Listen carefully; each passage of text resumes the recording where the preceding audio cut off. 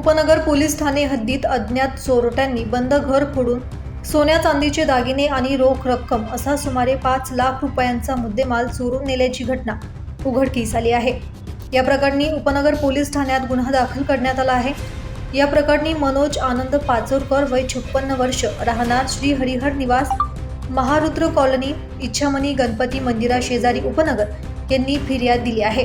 पोलिसांनी दिलेल्या माहितीनुसार फिर्यादी यांच्या राहत्या घराच्या किचनमधील ग्रिल तोडून अज्ञात चोरट्यांनी घरात प्रवेश केला। त्यानंतर घरातील कपाटातून सोन्या चांदीचे दागिने आणि भारतीय चलनी नोटा असा एकूण 4,94,000 रुपयांचा मुद्देमाल चोरून नेण्यात आला।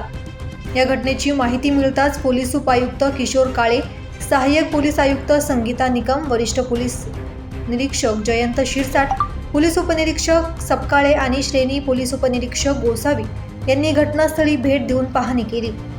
या प्रकरणाचा पुढील तपास वरिष्ठ पोलीस निरीक्षक जयंत शिरसाट यांच्या मार्गदर्शनाखाली सुरू आहे।